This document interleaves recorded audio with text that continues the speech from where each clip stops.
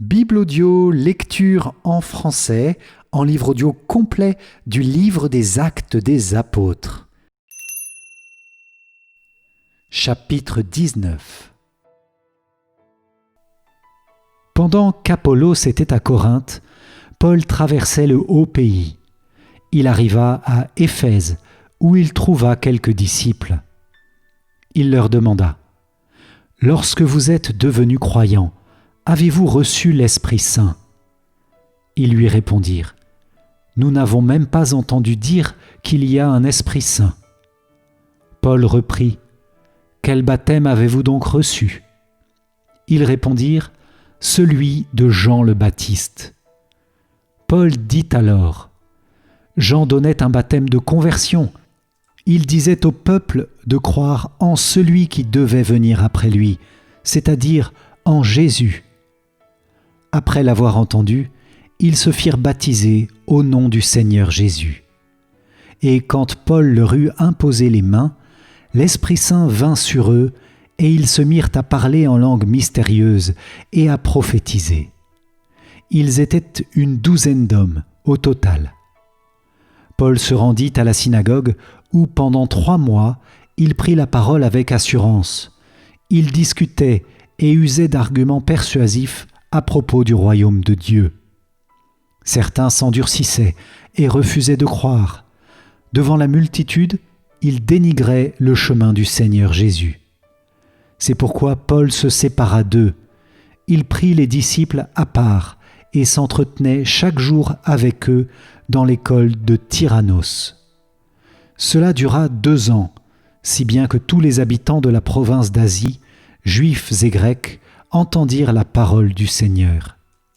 Par les mains de Paul, Dieu faisait des miracles peu ordinaires, à tel point que l'on prenait des linges ou des mouchoirs qui avaient touché sa peau pour les appliquer sur les malades.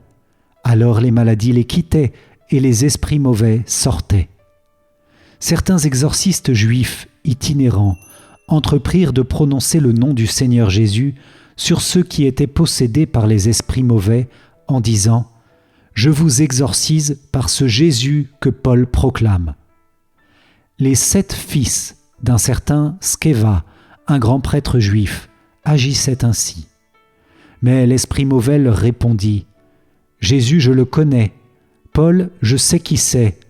Mais vous, qui êtes-vous ? » Et bondissant sur eux, l'homme en qui était l'esprit mauvais les maîtrisa tous avec une telle violence qu'ils s'enfuirent de la maison, tout nus et couverts de blessures.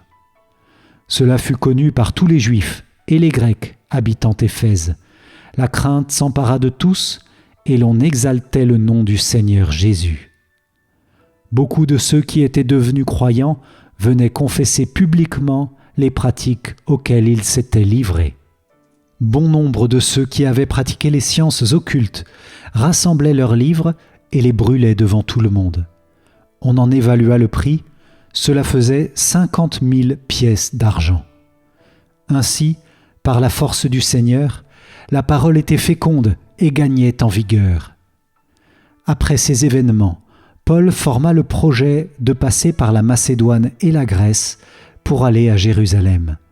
Il disait : « Après être allé là-bas, il faudra que je voie également Rome. » Ayant alors envoyé en Macédoine 2 de ses auxiliaires, Timothée et Éraste, lui-même resta un certain temps dans la province d'Asie.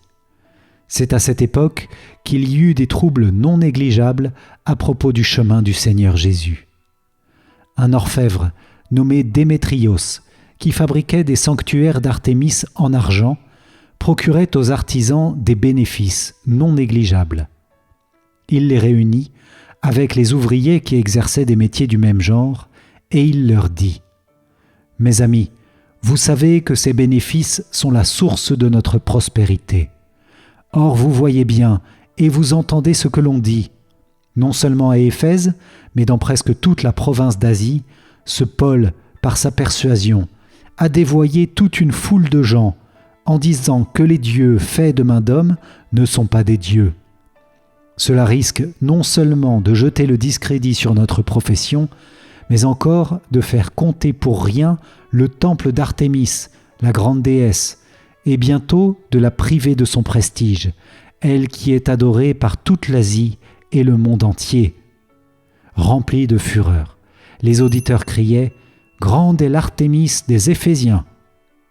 La confusion gagna la ville entière, et les gens se précipitèrent tous ensemble au théâtre, en y entraînant avec eux les Macédoniens, Gaïos et Aristarque, compagnons de voyage de Paul.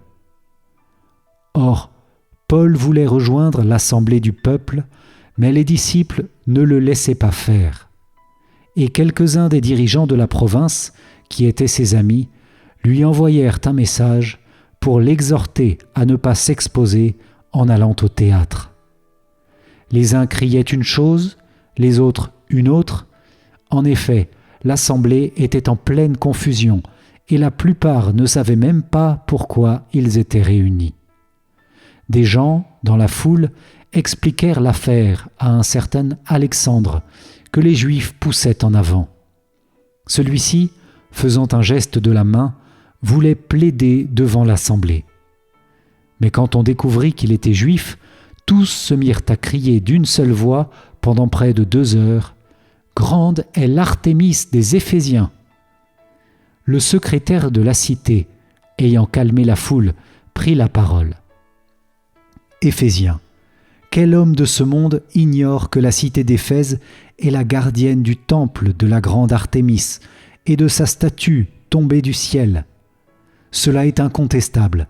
Il vous faut donc garder le calme et éviter toute action précipitée. Vous avez amené ici ces hommes qui n'ont commis ni vol sacrilège, ni blasphème contre notre déesse.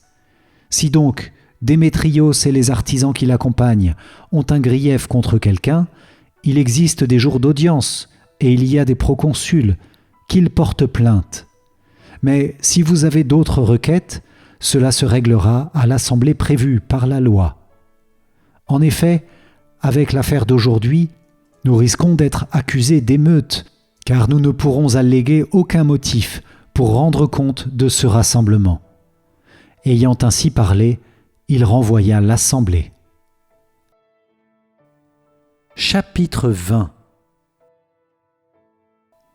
Quand le tumulte se fut calmé, Paul fit venir les disciples et les encouragea. Puis, les ayant salués, il se mit en route pour la Macédoine. Après avoir traversé la région, en adressant aux disciples de nombreuses paroles d'encouragement, il arriva en Grèce et y passa 3 mois. Il allait prendre la mer pour la Syrie, lorsqu'à la suite d'un complot des Juifs contre lui, il décida de repasser par la Macédoine.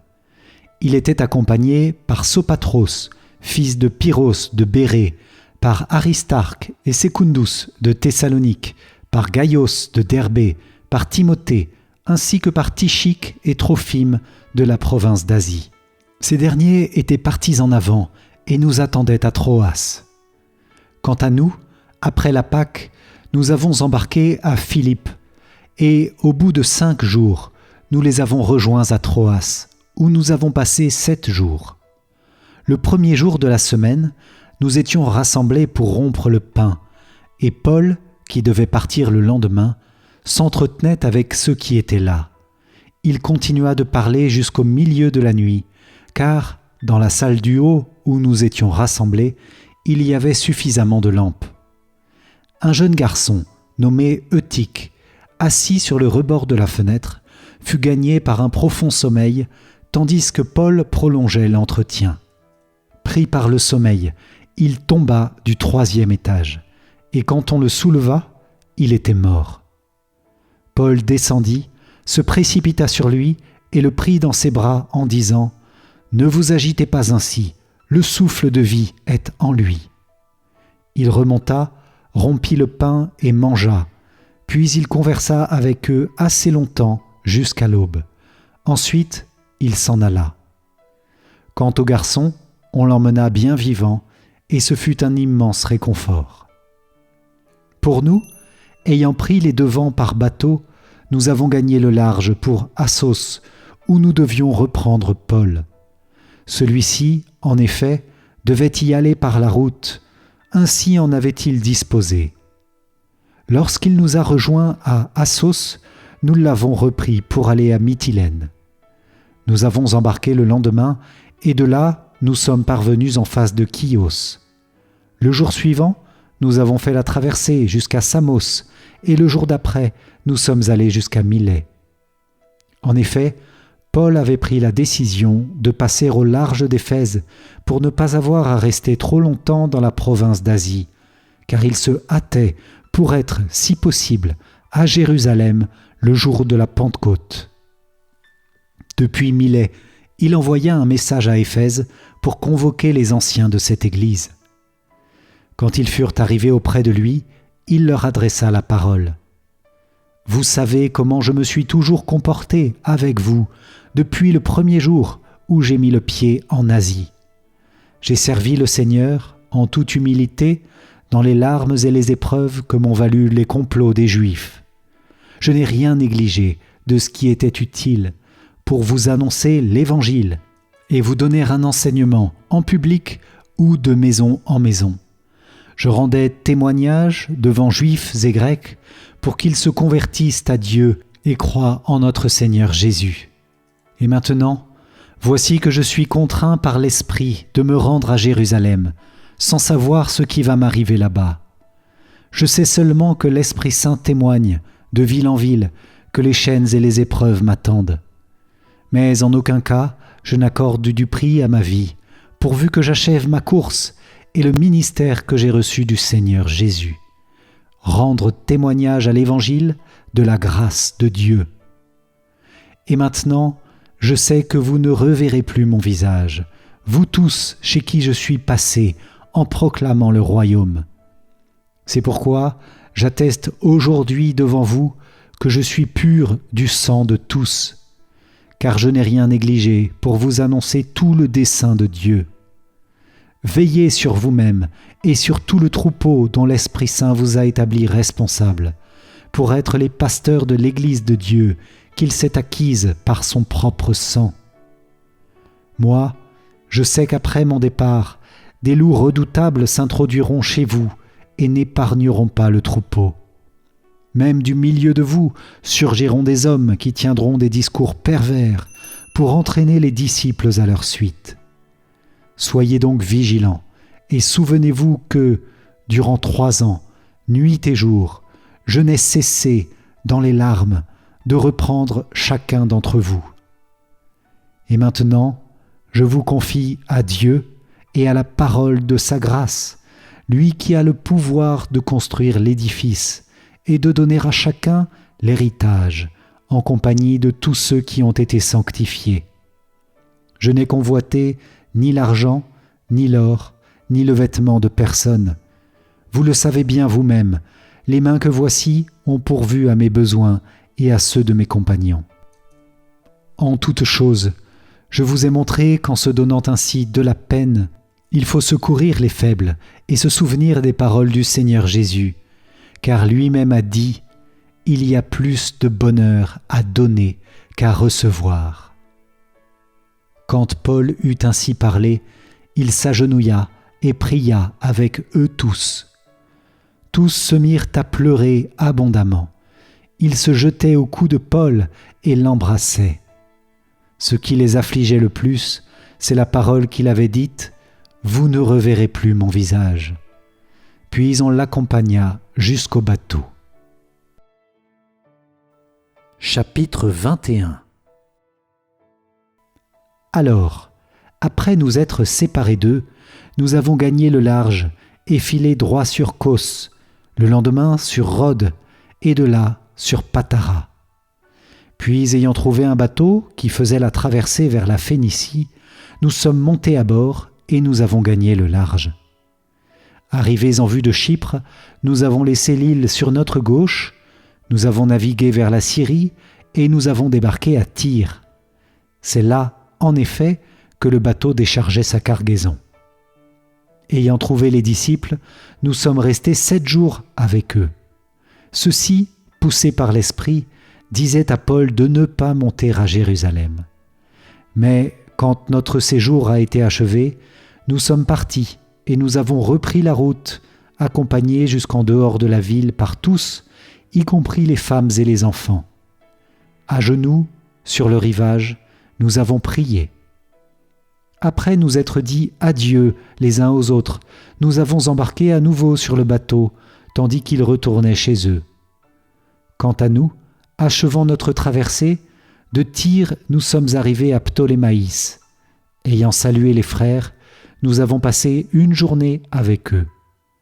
Partis le lendemain, nous sommes allés à Césarée. Nous sommes entrés dans la maison de Philippe, l'évangélisateur, qui était l'un des 7, et nous sommes restés chez lui. Il avait 4 filles non mariées qui prophétisaient. Comme nous restions là plusieurs jours, un prophète nommé Agabos descendit de Judée.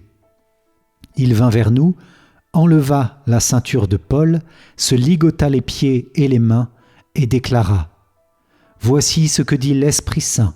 L'homme à qui appartient cette ceinture, les Juifs le ligoteront de la sorte à Jérusalem et le livreront aux mains des nations. » Quand nous avons entendu cela, nous et les frères qui habitaient là, nous l'exhortions à ne pas monter à Jérusalem.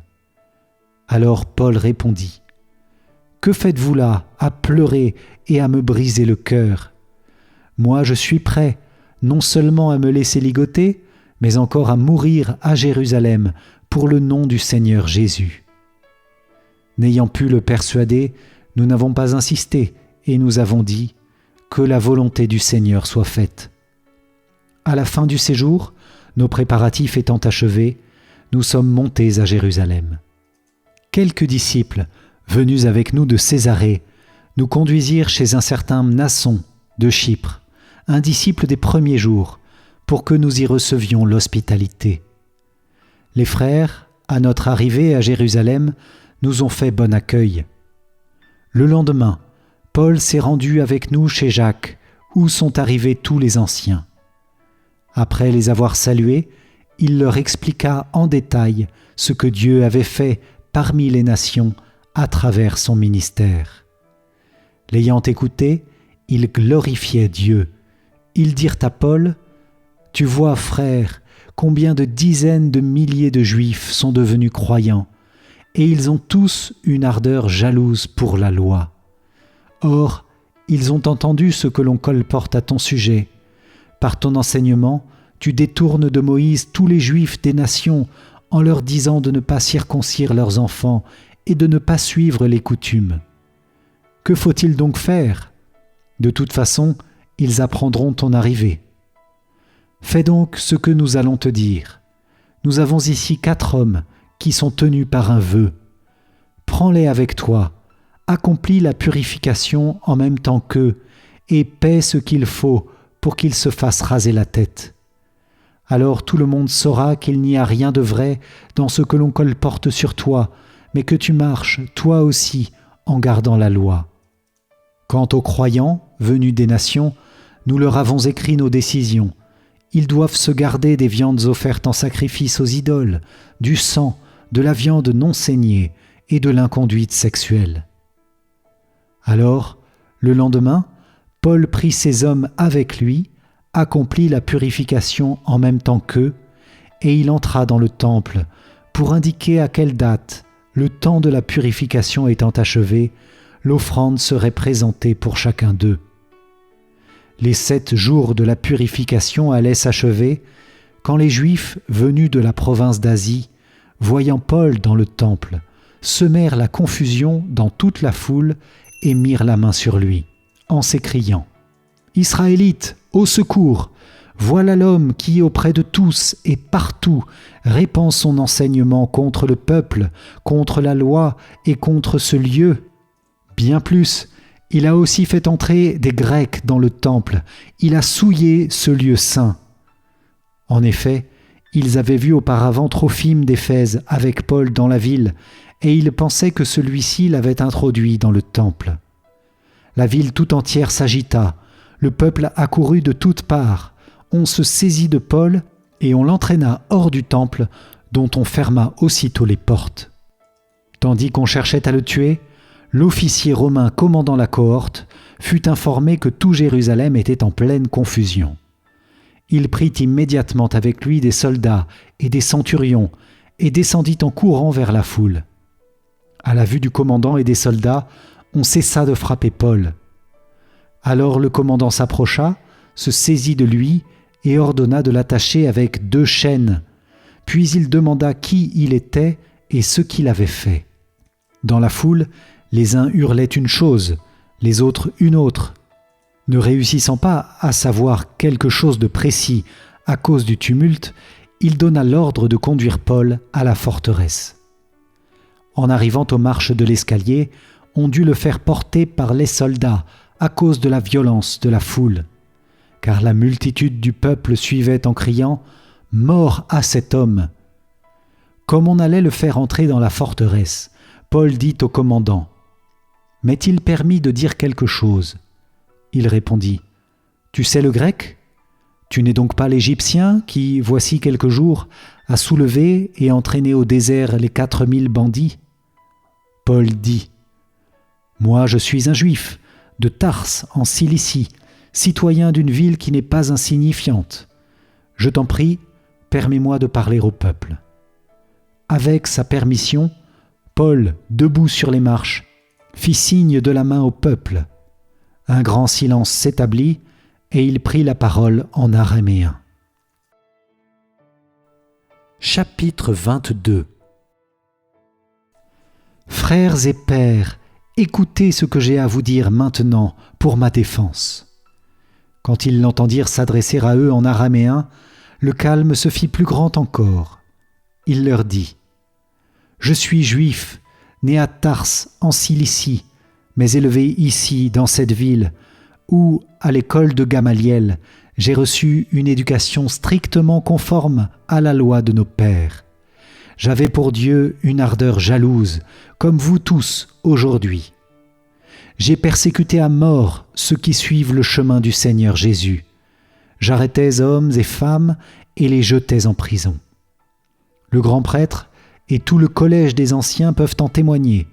Ces derniers m'avaient donné des lettres pour nos frères de Damas, où je me rendais. Je devais ramener à Jérusalem ceux de là-bas, enchaînés, pour qu'ils subissent leur châtiment.